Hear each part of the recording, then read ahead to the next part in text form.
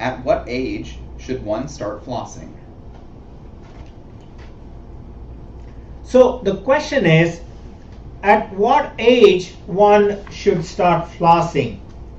The answer is as soon as the teeth start coming through. So I have had patients in my office.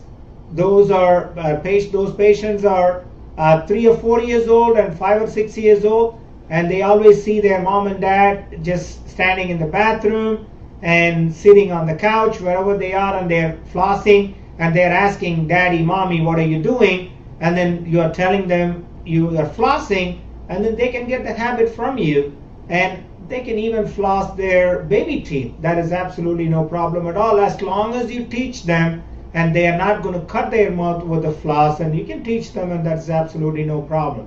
So for example, if a baby has primary teeth that are coming in 6 months, and you're not going to probably show them how to floss, because they don't have the dexterity to do that. But can a 6-year-old floss? Possibly yes. Do you necessarily have to use the floss with your fingers and use them? Don't have to. You can give them a floss holder. They can use it very easily.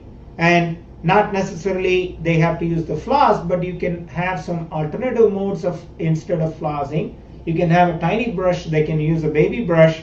They can use to do something similar to the flossing. So going back to the question, there is no age for when you should start flossing. You can start as soon as somebody or the kid is able to floss, and I definitely recommend as soon as the permanent teeth start coming through, probably around the age of about 7 or 8 or 6 or 7, around that age, or as soon as the child is able to just learn some flossing technique. I absolutely recommend anyone should consider flossing. And I hope answers this question.